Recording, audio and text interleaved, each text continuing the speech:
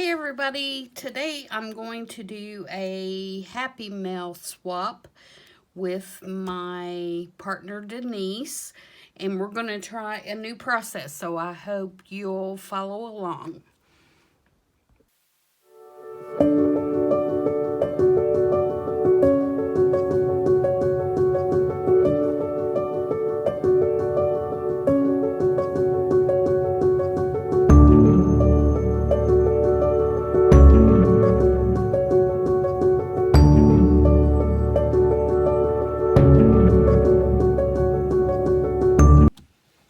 I hope everybody's had a good day today.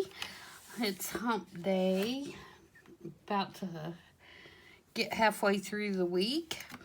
I got an email. I received an email from my swap partner Denise, and she asked me if I would be interested in doing another swap with her, and I said of course. And so we are going to be doing it's a new process to me, and this was a challenge that was originally put out there by Nina Ribena, and I hope I'm saying that right. And it uses a process called Bokeh, and again, I hope I'm saying that right. It's Bokeh. And what it is, and I don't have a photo to show you, but I'm sure most of you have seen it before. Photographers use it a lot. It's when you take a picture and your main piece is in focus, but back behind is out of focus, and it has tonal circles that are kind of blurred in the background, but all the focus is on your whatever person or object that you're taking a picture of. And so she has a really good, Nina has a really good video on how to do this process, and I will put that in the description box below so that if you guys want to go and watch her video, she explains it really well and much better than I am doing. So the challenge is this: I'm to make 2 tags using the bokeh method, and it has to be tone on tone color. And tone on tone color basically means that when you look at a color wheel, the colors are next to each other. I can't use anything that is across from the color that I pick, or maybe adjacent to it. It has to be right next to it. And so that part I understood, and I understood the whole thing. I didn't mean that I didn't understand it. But the difficult part for me so far has been trying to find a focal point to put on these tags that is still in that tone-on-tone type of color range that we are supposed to use on these tags. So I have got a couple of things together, and hopefully they'll work. But first, what we're going to do is put our background on these tags. Now, I wanted a vintage look, and so I have gone with some brown tones. I have my vintage photo, my tea dye, and my ground espresso. And so those are the 3 colors that I'm going to use and blend these out for my initial background. So I'm going to start with the tea stain, and except for the vintage photo, I am using clean pads because I didn't want my colors to get contaminated with something that I had used before. And if you hear my dog whining, I apologize for that. So we're just going to go in and get some color going. I'm using a number 8 heavy stock manila tag. That's by Tim Holtz.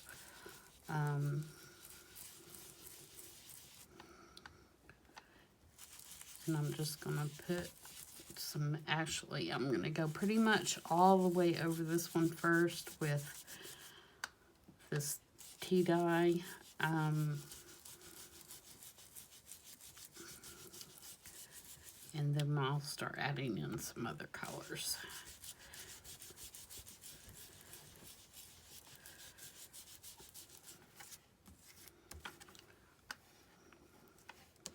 I only have the mini inks in most colors, except for the ones that I use a lot, because I don't really use them that often, and when the ones I do use, I have big ones, the ones I use mostly. So these are getting a bit dry. I probably need to do some re-inking. But I find that these little ones are just fine, and they don't take up as much room. I do use the Tim Holtz tins to store them in. I have the full size, all 60, however many there are, oxides, and I have all of the mini inks. And I have not, the new colors I've gotten in the oxides and the spray stains, but I'm waiting for the next set of minis to come out because I would rather just have the minis and the inks, to be honest. So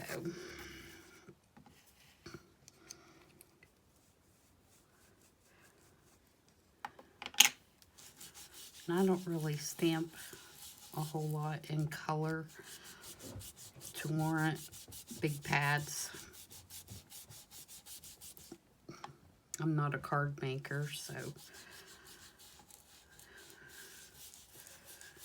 And like I said, if I do have something that I use a lot, I do have the bigger ones than that. Antique linen, I have a big one. I have a big vintage photo. I have a big, what is it, espresso or ground espresso as well.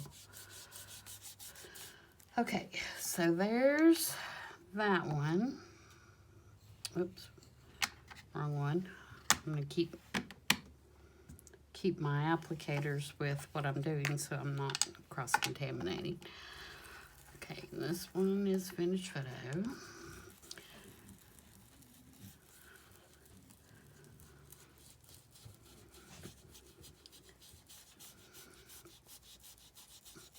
And I tried to pick what I felt like were as close to colors that would, you know, next to each other on the color wheel. I debated for a long time whether to use a color like blues or greens or something like that. And I kind of decided that I wanted to just do kind of a grungy, vintagey kind of thing. So this is the direction that I went. I hope it works. I have not tried this process yet, so I really have no idea if I can make it work. That's part of the fun of doing this, right? Okay, I'm gonna hold off on that one for a minute, and we're gonna go to the ground espresso, which of course is gonna be the darkest. So we'll have to see what that's gonna do. And basically what I'm doing is trying to get my colors all laid down, and then I'll go back and fill it in and make it smoother once we get everything in here. And I should have put a piece of paper down or something on my glass. And I'm going to use this darker color around the edges because I want the edges to be dark.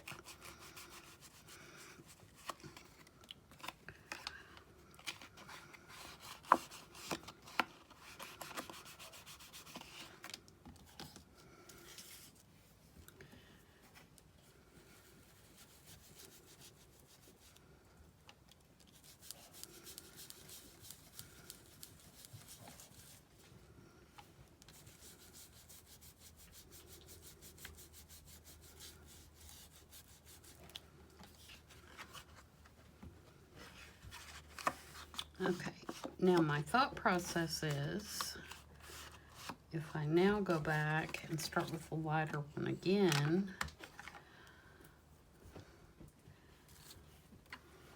which is the tea dye, we can start getting some of this to blend together and not look so splotchy.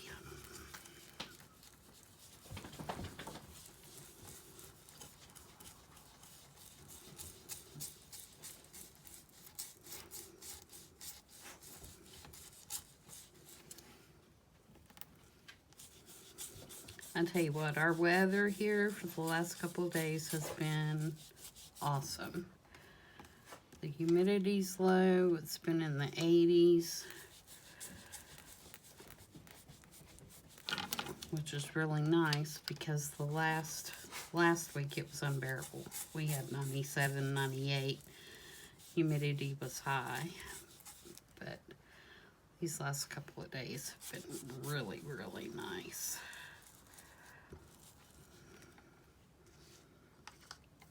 Okay, we're getting there.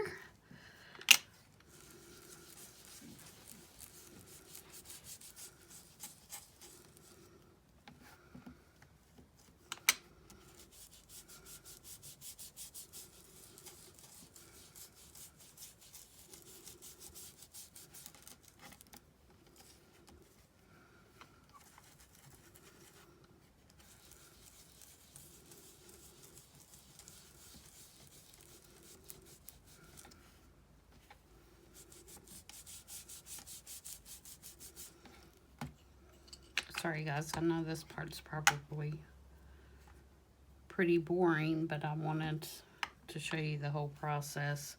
So if I mess up, you'll get to see it almost live.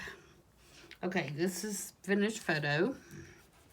Again, we're gonna go in and hit that in some of the spots. I want to kind of blend that around where the really dark is. Let's see if we can.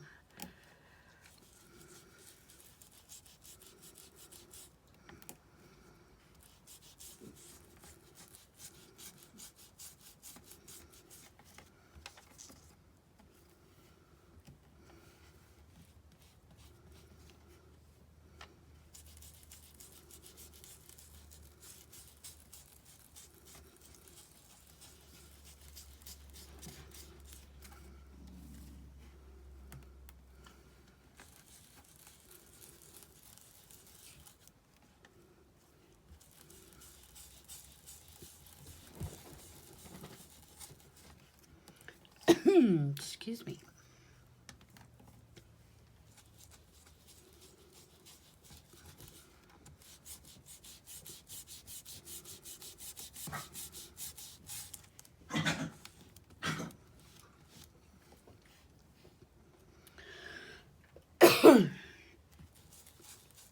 Okay, Waylon says excuse me too as he's coughing. Alright, so I'm liking that pretty good. See how it gives that little, looks like old paper? That was kind of the point that I was going for and what I was trying to achieve there. And I hope it kind of gives that message. All right. So the next process is we're going to create the blurred out background that you would see in a photo for the bouquet process. Sorry, I had to get a drink there. So what I did is I just took a scrap piece of file folder and I cut out 3 random circle sizes. These are the only 3 punches that I had, and I didn't feel like digging out my dies. You could do as many sizes as you want. You can use a die, a punch, you know, whatever. If you have a stencil that has different size circles, of course use it. And then you're going to want something that is white, either a white ink. You can use distress paint. You can use acrylic paint. You just need something white. I'm going to try this color box white ink, even though I haven't had very much luck with it in the past. I don't like white inks that much. Now, Nina did say in her video that Tim Holtz, the picket fence does not work well with this technique. She did say that, so just to give you a heads up about that. And so what we're going to do, and I definitely need a piece of paper for this part because I'm going to be stenciling off the... what we're going to do is we're going to just make random circles, partials, whole ones, all over this tag.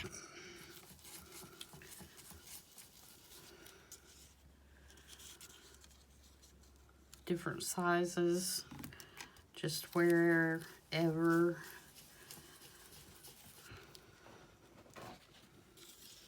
we feel like we want to make a circle.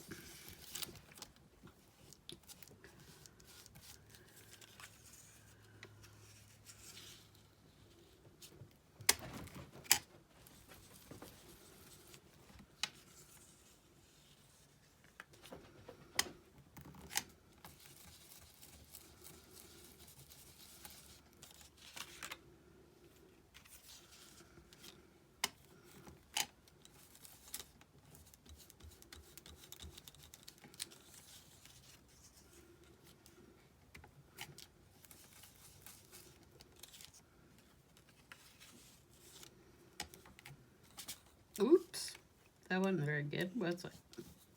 I have to actually hold down the tag. Let's put one there so I can fix my boo-boo.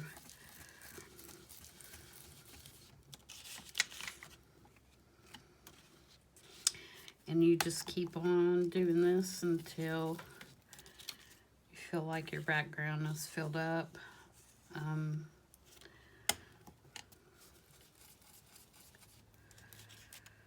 The circles.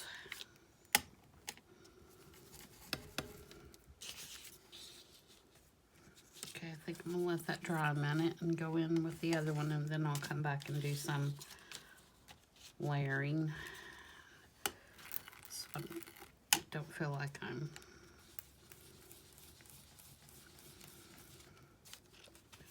just rubbing off what I just put on.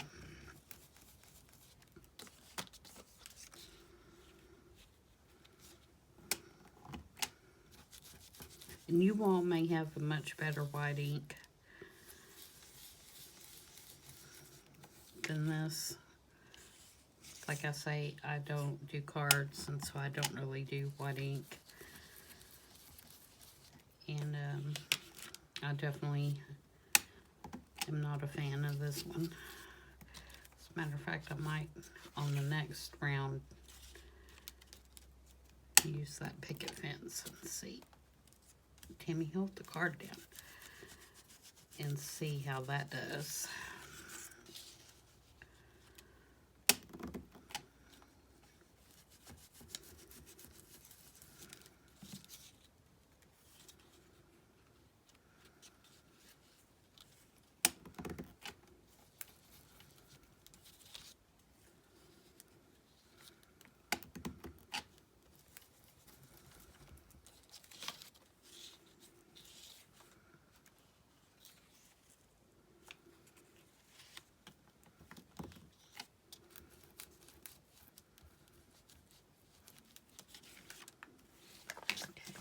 see you next.